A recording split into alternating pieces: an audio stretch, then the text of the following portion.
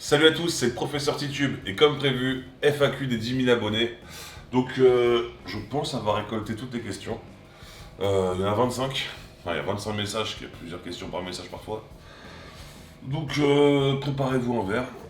Moi personnellement, aujourd'hui je ne bois pas parce que j'ai une gueule de bois comme ça. Alors, première question. Je vais les mettre ici ou là, en même temps. Geoffrey, j'ai fait un rhum arrangé il y a 2 mois, ananas avec une gousse de vanille. Avec un Trois-Rivières 50 degrés, très bien. J'ai l'impression qu'il macère mal car la couleur ne change pas, ça reste transparent comme de l'eau quasiment. Des idées pour accélérer la macération, j'aimerais qu'il soit prêt pour Noël. Alors en général, quand c'est comme ça, c'est que l'ananas était mauvais de base. En général. Voilà. Je ne porte aucun jugement à ta sélection des fruits. Moi, ça m'est déjà arrivé de foirer des trucs avec des fruits qui étaient très bons. Je crois que Mano Bartender t'a répondu en commentaire sur la méthode du lave-vaisselle. Alors, si l'ananas de base, enfin, je sais pas si tu l'as goûté, mais s'il était pas terrible, de toute façon, ça sert plus à rien. Donc tu repars sur une nouvelle macération, donc tu filtres, tu remets un nouvel ananas. Sauf que, il sera pas prêt pour Noël. Après, si l'ananas était bon, en fait, je dis pas que je suis contre le lave-vaisselle, c'est juste que c'est différent. Moi, quand je parle rhum arrangé, j'ai pas envie de me lancer dans les délires lave-vaisselle. Voilà, parce que c'est pas une macération, c'est une infusion, rapide. On n'est pas sur de la macération longue et le résultat est totalement différent. On déplace à tous ceux qui me disent que je dois mettre mes trucs au soleil ou les enterrer dans le sol au soleil pour que ça fasse un four, tout ça. Alors oui, c'est vrai que ça ira plus vite, mais c'est moins bon. Et puis en plus de ça, quand tu habites à Paris, tu peux faire des rhums arrangés que 2 mois par an maximum si tu comptes sur le soleil. Mais voilà, donc voilà. Lave-vaisselle en dernier recours. En dernier recours. Mais moi j'aime pas trop. Mais pour accélérer une macération, non, il n'y a pas. Là tu vas accélérer une infusion et pas une macération. Gorka B, tu fais quoi dans la vie? Je fais ça. Non, en vrai, je travaille dans le chauffage, peut-être plus pour longtemps, parce que ça commence à me gaver. Mon film préféré, bon alors là, aucune idée. Alors là, je suis pas un grand cinéphile, mais s'il y a quelques films que je pourrais retenir, j'aime beaucoup la trilogie du Parrain, beaucoup les films de Scorsese. Ouais, Scorsese. Euh, Ah si, quand même, il était une fois en Amérique. C'est un film de Sergio Leone. C'est vraiment un film que, ouais, peut-être il était une fois en Amérique. Question 4. Acerox Gaming. Penses-tu que l'European Bartender School est une bonne école pour les barman? J'aimerais faire ça car ça dure un mois intensif. Je pense car ça me dit pas de retourner en cours longtemps, je comprends. Merci à toi et continue tes vidéos. Je vais me fumer une clope, moi. Alors, l'European Bartender School, j'ai pas vraiment d'avis dessus parce que j'ai connu des gens qui ont été déçus. Mais pas tant que ça. Donc la plupart des gens que je connais ont été assez satisfaits. Ça leur a permis en plus d'avoir un diplôme qui est qualifiant, c'est important de le dire. C'est pas juste une formation comme ça. Voilà, c'est une formation qui est qualifiante. Mais pour apprendre les bases, franchement, commence-toi de ton côté à apprendre les bases. Et voilà, pour pas être perdu, parce que c'est un mois intensif, attention, il faut charbonner. Donc ouais, en fait, c'est utile, oui, bah, clairement, toutes les formations sont utiles. Mais il y a eu du travail personnel à fournir. Si t'es pas motivé, ça sert à rien. Si tu n'es pas motivé à bosser autant en formation que de ton côté, oublie tout de suite. Mm. Après, si c'est pour travailler après, vaut mieux que tu trouves. Bah, je crois que Julien t'a répondu, que je connais. Hein. Julien l'a fait, c'est pour ça qu'il t'a répondu. Et lui, il l'a fait, et lui, il en est très satisfait. Par contre, il a enchaîné après sur un très bon bar avec une équipe au top qui a continué de le former. Parce que ta formation, faut pas croire qu'au bout d'un mois, parce qu'il y en a beaucoup ça. Hein. J'ai fait EBS, je sais tout. Au bout d'un mois de BS, non, tu ne sais pas tout. C'est comme tous les diplômes. En fait, c'est une porte ouverte pour apprendre un métier. Moi, c'est comme moi quand j'ai eu mon seul diplôme scolaire. Voilà, c'est un diplôme pro, on m'avait bien précisé. Un diplôme pro, c'est une porte ouverte dans le métier, maintenant tu as tout à apprendre. Donc, tu vas avoir les bases, je te conseille de les bosser aussi de ton côté, et après, c'est à toi de fournir le boulot et de trouver l'employeur qui va avec quoi. Gorka B, ton parcours scolaire. Chaotique. L'arnaque des bars, c'est surtout bon, ça c'est pas la question. La question de JR. Quels sont les genres de verres à avoir dans son bar et combien par rapport au nombre de cocktails qu'ils utilisent? Par exemple, Tumbler, Margarita. Oui, en te remerciant. J'ai fait une vidéo sur la verrerie, bien choisir ses verres. Elle s'appelle Bien choisir ses verres. Et je pense que ça te répondra mieux que moi.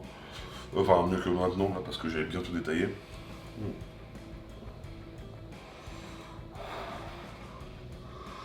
Ouais, franchement, non, je pourrais pas, voilà. Parce qu'il faut que je sorte tout. Voilà, va voir cette vidéo. De toute façon, je crois que je te l'ai dit dans la... Je crois que je t'ai répondu, mais bon, voilà. Ensuite, ça c'était la question 6. C'est question 7. Frappe à dingo. Pourquoi tu mets trop de glaçons dans tes cocktails? En référence à la vidéo de la semaine dernière. Où j'explique que je ne mets pas trop de glaçons dans mes cocktails. Allez la voir si vous n'avez pas la référence. Allez voir cette vidéo. Julien, je sais que c'est toi. Que penses-tu des créations cocktails de Carlito Bartender? C'est pas mon délire. On s'entend bien, on a fait une vidéo ensemble, on s'entend très bien. C'est pas mon délire. Lui, c'est plus un truc de soirée, pour faire la teuf. Moi, c'est de la mixologie, quoi. En fait, c'est pas pareil. C'est.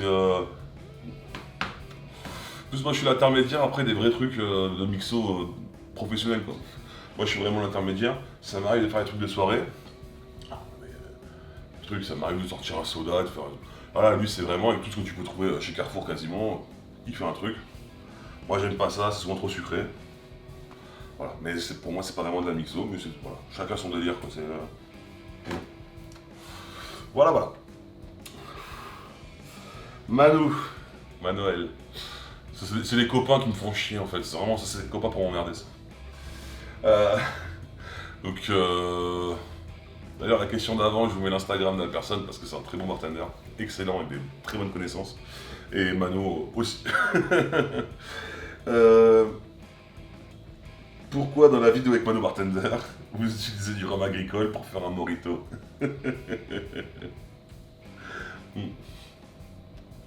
Alors, parce que c'est une question c'est quelque chose qu'on nous a beaucoup demandé. Encore aujourd'hui, jour du tournage, il y a un mec qui nous a pété les pieds avec ça. Voilà. En fait, on a revisité un mojito, clarifié, et on a utilisé le rhum agricole parce que c'est une recette de Mano Bartender. Et il a travaillé cette recette, une revisite du mojito avec un rhum agricole. Mais le mojito se fait avec un rhum de mélasse, pas un rhum agricole. Donc on s'est pris pas mal de reproches, parce que les gens n'ont pas compris, pourtant c'est dans le titre, qu'on revisitait le mojito. Après, je suis pas responsable de la débilité des gens. Voilà. Ensuite, il me demande pourquoi tu prends toujours tes glaçons à la main, et là tu utilises une pince dans la vidéo des glaçons, encore une fois. Bah parce que il fallait bien que je montre des glaçons, voilà, des glaçons propres, assez clean quoi. Et j'avais pas envie qu'il libère de l'eau dans ma main. Sixi, hello, apéro, si oui, où, quand, comment, plein de love. Bon, on en a déjà fait ensemble deux même. Et puis quand tu veux, j'allais dire où tu veux, mais je crois que t'es loin donc voilà, on s'organise. MS Valdèche. Bois-tu du rhum pur, hors rhum arrangé? Alors je bois plus de rhum pur que de rhum arrangé. Rhum arrangé, je suis écœuré. J'en fais parce que je sais que j'ai un gros public rhum arrangé. Mais ça me saoule, le rhum arrangé, ça m'a écœuré et je les bois plus, je les offre. Donc ouais, je bois surtout du rhum pur, vieux. Très bonne question ça, Casabella. À quand le retour des cocktails des régions? Très bonne question. Alors, je suis un peu perdu, j'arrive pas à récupérer les alcools que je voudrais en fait. Parce que en France, on a un florilège d'alcool tellement grand, mais c'est tellement dur à trouver. C'est plus facile de trouver des alcools étrangers que des alcools français, j'ai l'impression. Donc je suis en train d'essayer de récupérer tout.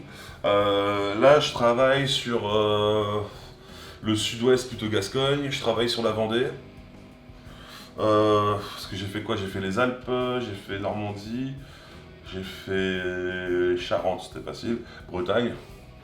Ouais, donc je vais travailler le sud-ouest, je vais travailler la Vendée. On va essayer de faire la Provence, mais j'aimerais bien récupérer un meilleur pastis que celui que j'ai. Même si j'en ai un qui me fait de l'œil là, c'est le Henri Bardouin. Je l'adore. Mais j'aimerais bien récupérer d'autres produits. Mais ça va arriver, ça va arriver, ça va arriver. Corentin Nobel. Salut prof. As-tu l'idée dans un coin de la tête de faire une vidéo avec Chicandier?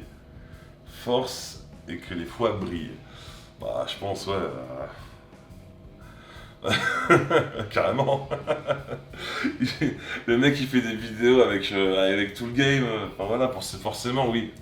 C'est le genre de personne avec qui j'aimerais faire une vidéo, c'est sûr. C'est sûr. Et puis en plus il est mort. AL, bientôt une vidéo avec du pastis.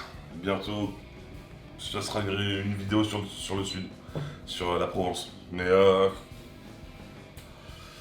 vous savez que j'aime pas trop le pastis, les gars. Mais oui, bientôt. Yanis, salut prof, ça fait quelques semaines que je commence à m'intéresser au cocktail. Je trouve ça vraiment passionnant et j'ai appris beaucoup et pratiqué quelques trucs sympas grâce à toi. Et ma question, comment... Merde, j'ai perdu la question. Comment t'es venue la passion du cocktail? Ben, je n'ai jamais trop su. Quand on me demande, j'arrive pas à me dire, putain, mais quand? Je sais que tout début, dans les premières soirées d'ado, où c'était pas trop légal de boire à mon âge, j'étais le premier à faire des mélanges un peu chelous. Genre, tout le monde était aux bières, tu sais, les bières aromatisées qu'on avait beaucoup à notre époque. Pour ceux qui sont de ma génération, moi je suis de 89, on avait énormément, on avait la boomerang, il y avait la voodoo, il y avait plein de trucs aromatisés, ça a été interdit ça parce que ça incitait les jeunes à boire, et clairement oui c'était pour les jeunes, hein, c'était pour que les jeunes y boivent. Et tout le monde ramenait ça, ou alors ramenait des BSP, un truc très sucré. Moi j'étais le premier à faire, enfin voilà, j'étais le premier de mes copains à faire des vodka bonbons, j'étais voilà. Toujours kiffé faire des ponges, des machins, et faire des trucs différents. Et ça plaisait pas mal, et je me suis dit, bah pourquoi pas. Et puis j'ai eu l'occasion un jour, en fait, par hasard, chercher du boulot, et on m'a dit, tu veux faire du bar?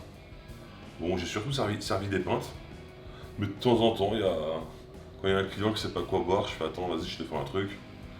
Mais ça, voilà, après, moi, je suis pas de ce métier-là, hein, je l'ai fait quelques fois, mais voilà, c'est pas au boulot que j'ai appris ce métier. C'est vraiment une passion. Et voilà, je pourrais l'expliquer que comme ça, cette passion. Et après, ouais, j'ai le rhum arrangé, j'ai de la famille à La Réunion qui m'a appris. J'ai toujours kiffé. Voilà, voilà. C'est vraiment. Mais c'est vraiment depuis toujours, quoi. Enfin, depuis que je bois de l'alcool. Jason, quelle est la meilleure vodka pour toi? Alors, je suis sur une vodka en ce moment. Ah, j'ai pas la caméra zoom. J'arrive.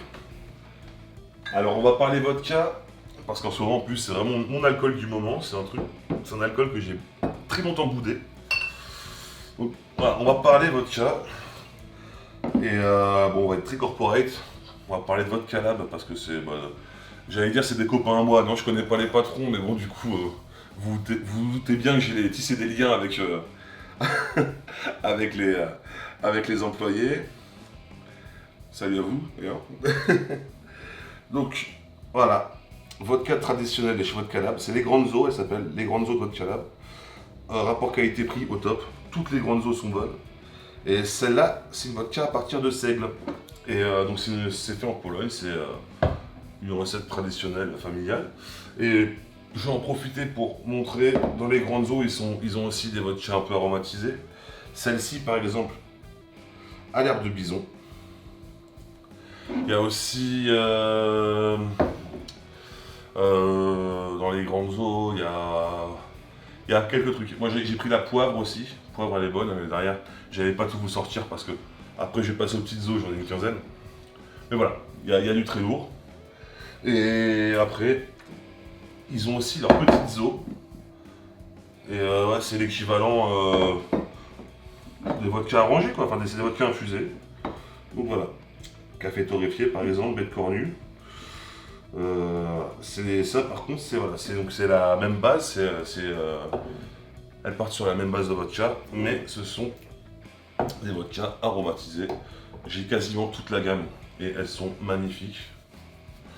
Donc voilà, en vodka blanche, vodka légèrement infusé, vodka totalement infusé, moi je reste chez Vodka Lab parce que leur vodka de seigle est complètement folle. Et même les autres. Franchement. Donc je ne prends plus la tête à chercher une marque et tout.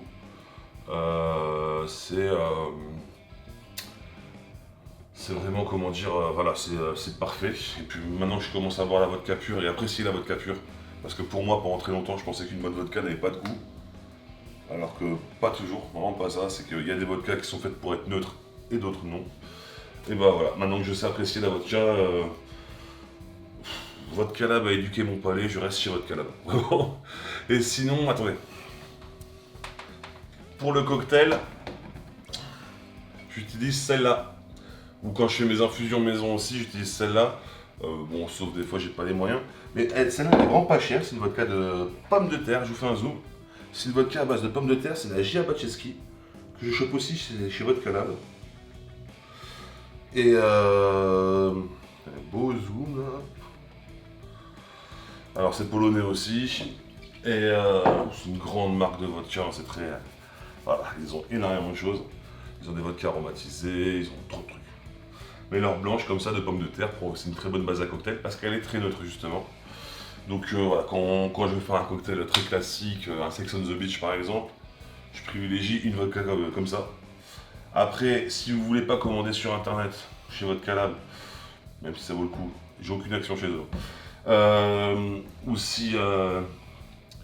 si vraiment vous voulez vraiment en acheter tout de suite à l'hypermarché du coin, vous pourrez toujours trouver, je pense que la Russian Standard. Moi je sais que chez Carrefour Market à côté ils l'ont. La Russian Standard, donc très classique. Voilà, au moins ça. Après sinon il y a aussi la Stolichnaya. Moi chez Intermarché ils l'ont.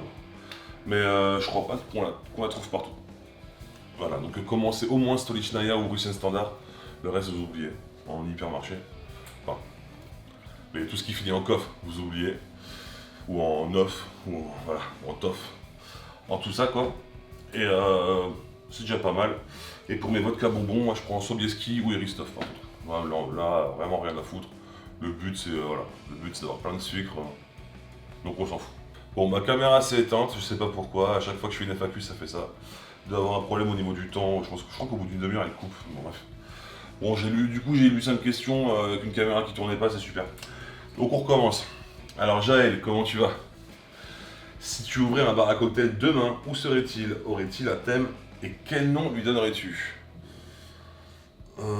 Alors, bon, le nom Titube Social Club, hein, je pense. Alors, il faut savoir que moi, je traîne pas dans les bars à cocktail. Je traîne dans les bars bien schlag. Non, je traîne dans les bars un peu rock, ou même dans les bars un peu schlag.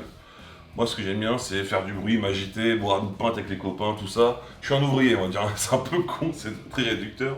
Mais c'est ça, moi je suis pas. Les ambiances sont un peu péteuses, prout-prout, là, je suis pas à l'aise. Donc quand je vais dans un bar à cocktail, je vais vraiment pour apprécier le travail du barman. Je vais boire un ou deux cocktails. Si je connais le barman, bah, je vais essayer de me caler au comptoir et pouvoir parler avec lui de boulot. Mais voilà, je me sens pas chez moi quand je suis dans un bar à cocktail souvent. Alors ça c'est à Paris. J'en ai fait d'autres en fait en France où c'était beaucoup plus détente. Je pense à Montpellier par exemple où là je pourrais ouvrir un bar à cocktail sans problème. Mais moi je veux ouvrir à Paris parce que je suis parisien, je suis né ici, j'y reste. Ça aussi c'est très con, mais bon, voilà. Moi c'est Paris. Et donc ça sera un bar plutôt avec une carte à cocktail, mais à des prix abordables si possible. Évidemment, un bon cocktail c'est toujours un peu cher, mais essayer de faire un truc, voilà, un juste milieu entre l'élitisme et le PMU quoi. Et mais quand même pas mal de pompes à bière différentes. Voilà, donc pas qu'un bar à cocktail quoi, un bar avec de la musique forte, bien comme j'aime, des potes qui peuvent venir mixer, voilà, vraiment. C'est comme ça que je le vois. Si des gens ils veulent danser, bah ils dansent. Moi je suis pas un danseur, mais s'ils veulent danser, ils dansent. Voilà, quitte à passer la serpillière, bien comme il faut après. Voilà, j'ai un bar où on s'amuse. Donc voilà, ça serait plutôt mon type de bar, mais en fait mon rêve c'est pas d'ouvrir un bar, mais deux bars. Dans ce bar-là, il y aurait une salle un peu cachée, en mode speakeasy. Les speakeasy, c'est les bars clandestins de la prohibition. Où on passe une porte ou un escalier, donc en haut, en bas ou derrière, ou je sais pas. Et là, vous entrez dans mon bar à cocktail. Donc voilà, c'est deux bars en un, deux salles, deux ambiances. Et là, vous aurez mes créations au top. avec un vrai barman passionné de mixologie au comptoir. Voilà, c'est comme ça que je le vois. C'est con, hein, c'est un peu, voilà. De toute façon, je compte pas ouvrir un bar demain. Mais si je devais ouvrir un bar, c'est vraiment ça. J'y ai pensé plein de fois, évidemment. Je me suis déjà dessiné des trucs et tout. Mais voilà, ce serait donc un bar à la cool. Et derrière, voilà, avec une carte à cocktail, des ingrédients un peu plus, enfin, complètement premium. Et des tarifs forcément adaptés aux ingrédients et au travail du mixologue.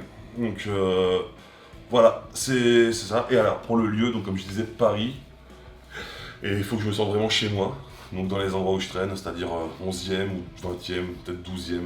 Voilà, moi, je suis né dans le 12e, j'aime beaucoup le 12e, mais je traîne surtout 11e, 20e, donc voilà, dans ce coin. Question de Y. Y, ok. Que penses-tu du Bacardi Carta Blanca pour les rhums arrangés? Bah, voilà ce que j'en pense. J'ai du mal avec les rhums à 50-45, je les trouve souvent trop forts. Alors, il faut dissocier les rhums comme Bacardi qui sont des rhums de mélasse et les rhums agricoles qui sont des rhums issus du jus de canne, vraiment. Donc le Vézou. On appelle ça rhum. Les deux s'appellent rhum, mais c'est vraiment deux spiritueux différents. Et c'est le rhum un arrangé, c'est avec du rhum agricole. Vraiment. C'est avec du rhum de jus de canne, du rhum de Vézou. Après, si t'aimes pas les rhums un peu trop forts, Trois-Rivières fait un rhum à 40 qui est parfait pour le rhum arrangé. Hein, si tu veux un rhum léger, pas de souci. Vraiment pas de souci, tu peux te mettre sur le 40. Alors sachez quand même que le 50 degrés, ça macère plus vite que 40 degrés. Enfin, ça attaque plus le fruit.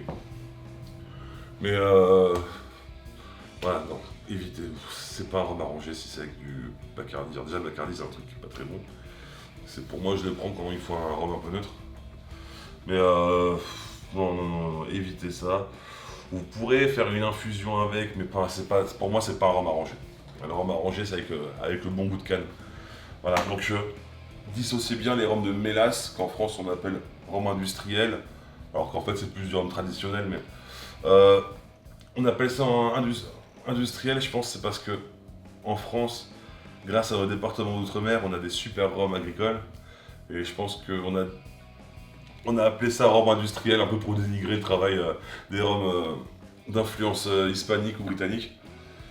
Mais bon, on va dire c'est plutôt des rhums de mélasse traditionnels, plutôt que des rhums industriels. Bon, même si Bacardi c'est totalement industriel, hein, mais voilà. Donc il y a le Vézou, la mélasse, on arrange le Vézou. Jonathan, salut professeur, quel est ton alcool préféré en dégustation pure? Alors, en ce moment, je suis à fond vodka, je sais pas pourquoi. Si je sais pourquoi en fait, c'est un truc que j'ai longtemps boudé. Et comme je vous disais, donc ça fait un peu plus d'1 an que je traîne chez Vodka Lab. Moi, je passe leur dire bonjour et j'y reste 3 heures en fait. La dernière fois, on avait quand même calculé, je passais dire bonjour, je suis resté 3h40. 3h40. Et après, on s'est rejoint avec Marius et Chloé de Vodka Lab à côté, après la fermeture. Donc, voilà, c'est devenu des copains, vraiment. Et du coup, ben, en fait, vodka, parce que j'ai longtemps goûté de ça, pour moi, c'est un alcool qui n'avait pas de goût. Et ils m'ont fait découvrir plein de choses et j'ai beaucoup de choses à rattraper, donc je bois de la vodka. J'ai beaucoup de choses à rattraper, donc des distillations, la distillation ça se maîtrise, donc combien de fois ça a été distillé, comment ça a été redescendu, qu'est-ce qui a été distillé à la base. Là par exemple je vous parlais de seigle, mais ça peut être de la patate comme celle-là, ça peut être du blé, ça peut être plein de trucs, plein de trucs. Donc voilà, je suis là-dessus, j'essaye de reconnaître, j'apprends quoi, j'éduque mon palais, c'est vraiment une éducation de palais. Donc c'est pour ça que je déguste beaucoup ça. Alors je suis pas comme avant j'étais plus cognac, armagnac, j'ai eu une période whisky, j'ai eu une période rhum, sans m'y connaître en trucs haut de gamme, hein. Je suis pas de ces trucs là. Et là je suis pas en mode cigare posé, c'est que la vodka j'ai tendance à en boire un peu plus. Donc je me sers un demi-shot et je la bois comme ça. Je la garde un peu en bouche, je reconnais les saveurs et je m'en resserre un. Mais en ce moment, moi, je suis sur la vodka. Vraiment, j'ai trop de choses à rattraper. Question pour les FAQ de Damien. Si tu devais boire le seul et unique cocktail jusqu'à la fin de ta vie, lequel serait-il? Le Negroni. Je savais que ça allait arriver. Tôt ou tard, à force de parler d'alcool, j'aurais envie de boire. Donc le Negroni, parce que je crois que j'ai jamais fait en vidéo le Negroni, moi c'est même sûr. Voilà. Le Negroni c'est gin. Alors moi pour le Negroni, je fais le Strong Negroni de chez Alpha Spirit avec leur gin. Alpha Spirit. C'est le Navy Strain donc, qui tape à 57 degrés. C'est une part de gin. Donc une part c'est 3 centilitres. Une part de vermouth, sweet vermouth. Alors le vermouth ça se conserve au frais. Et une part de Campari. Je vais bientôt arrêter le Campari, là il y a de la cochenille dedans. Pour la couleur rouge, j'ai appris ça aujourd'hui grâce à la chaîne de Vlad. Qui lui en plus je crois qu'il est vegan donc sympa. Du coup le Campari c'est pas vegan. Et il me manque la cuillère. Du coup voilà, je vais essayer de trouver une alternative au Campari un peu. Bon, mon glaçon est trop gros, ça fait chier. Voilà. Si vous voulez que je fasse une vidéo Negroni dans pas longtemps, vous me dites. Parce que là c'est un peu à l'arrache.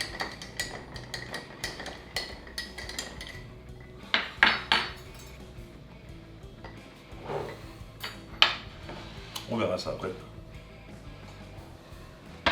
Voilà. 3 centilitres, 3 centilitres, 3 centilitres.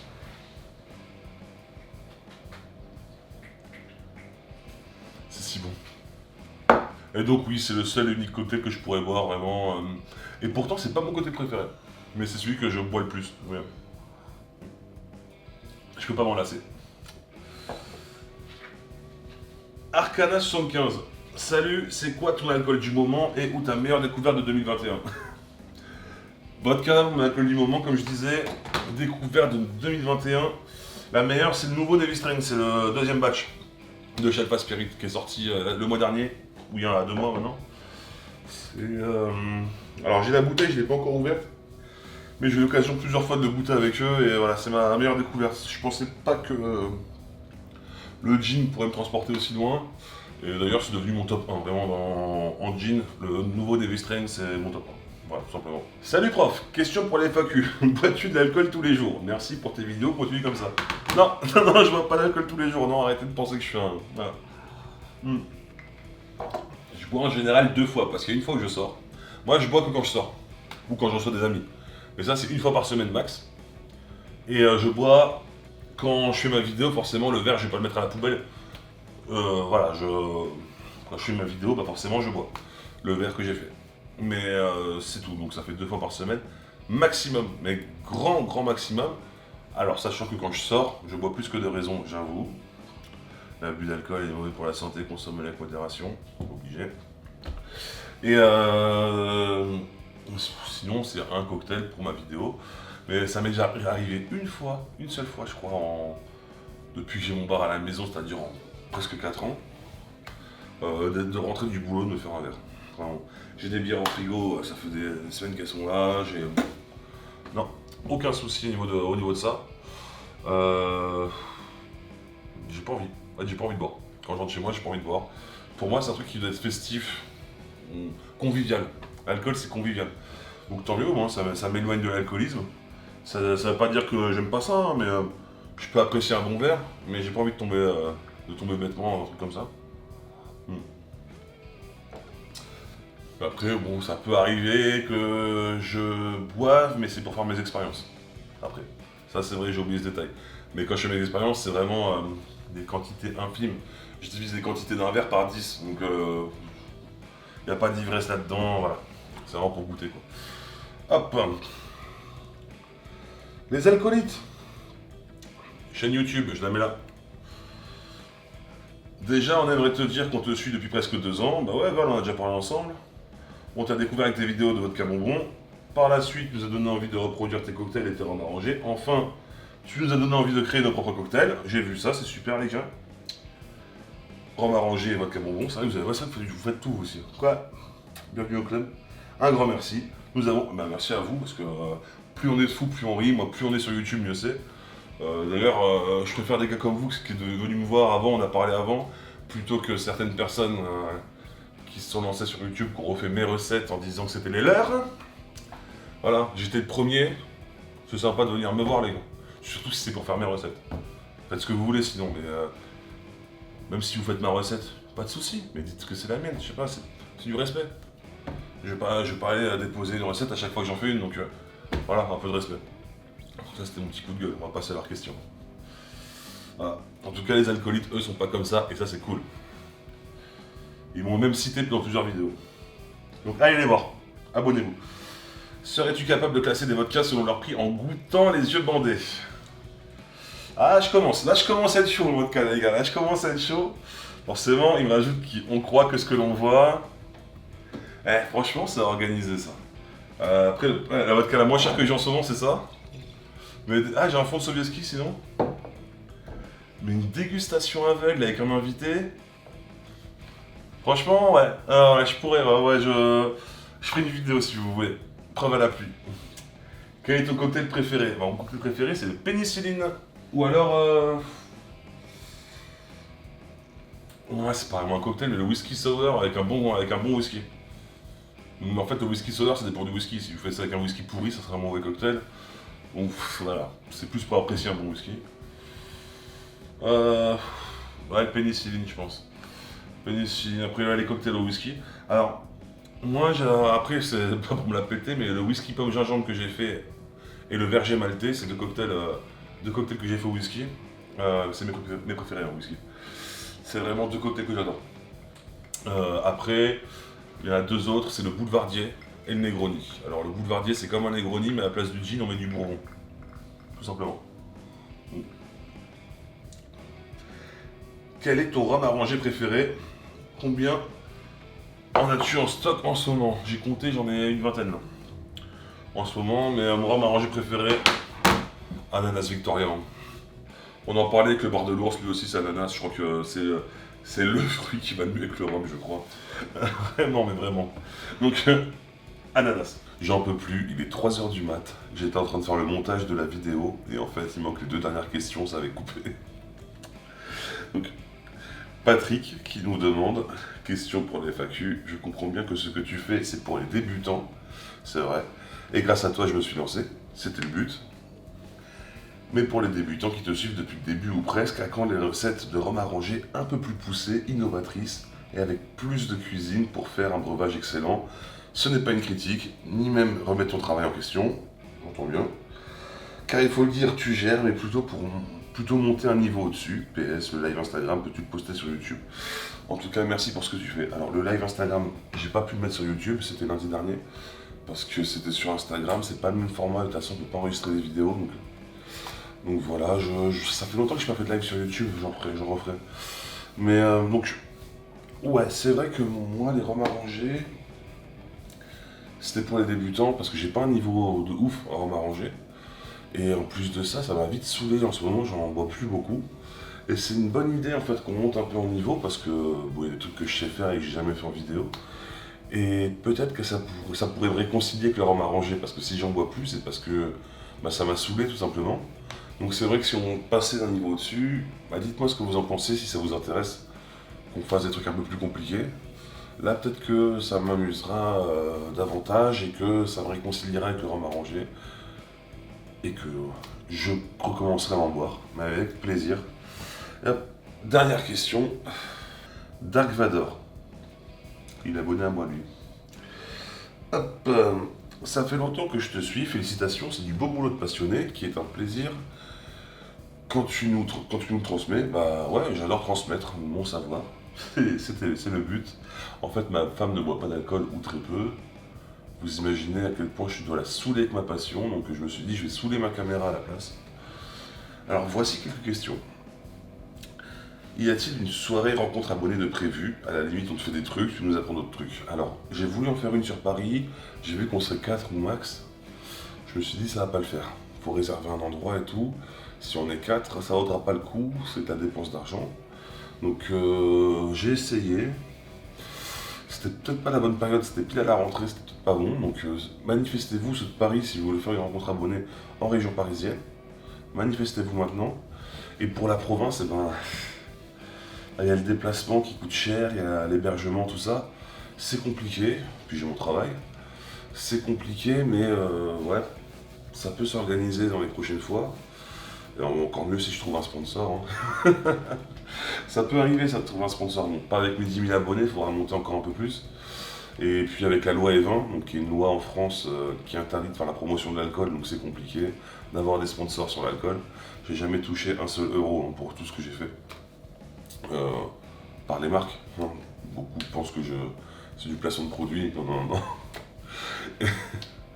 Et donc, voilà, donc cette loi nous empêche beaucoup de choses. Donc, mais bon, si un jour, voilà, je peux avoir un sponsor pour sponsoriser les déplacements, enfin, en gros, je sais qu'il y a des youtubeurs américains qui le font, ça, ils font les rencontres abonnées, et ils en font une vidéo qui est sponsorisée par telle ou telle marque. Ça peut être pas mal, ça pourrait être une bonne alternative où personne ne dépensera d'argent à part la marque. Et donc, il y avait d'autres questions. Conseilles-tu les formations de barman? Si oui, lesquelles? Je ne veux pas être barman pro, mais c'est toujours une de mes passions, et on m'a demandé si ça me ferait plaisir en cadeau de Noël. Alors, European Bartender School fait des formations courtes en ligne. Ça peut être pas mal pour avoir les bases. Moi, après, je suis un partisan du travail à la maison. Ça peut être un peu plus dur. Mais il faut savoir parler anglais, par contre, ça c'est mon gros défaut. Mais il y a des super sites internet, des super bouquins, des super chaînes YouTube en anglais. Et vous pourrez choper des bases, mais bien mieux. Enfin, voilà, en travaillant à la maison, sans formation. Vous pourrez, voilà, me contactez-moi sur les réseaux sociaux si vous voulez des sites internet, des bouquins pas mal, ou des chaînes YouTube pas mal. Je ne peux pas toutes les mettre là évidemment. Et voilà, pour apprendre les bases, ça peut être pas mal. Voilà, de toute façon, pour moi, à la base, quand on veut commencer, il faut constituer son bar. Donc déjà, commencer par les alcools que vous aimez, voilà, les vermouths, tout ça. Et surtout, bosser vos classiques. Bosser vos classiques. Vous prenez la liste des cocktails les plus classiques. Voilà, donc si vous voulez pareil, je vous envoie une liste. Vous prenez une liste et vous bossez tout cela. Comme ça, vous apprendrez à vous familiariser avec tous les ingrédients classiques qu'on doit trouver dans un bar.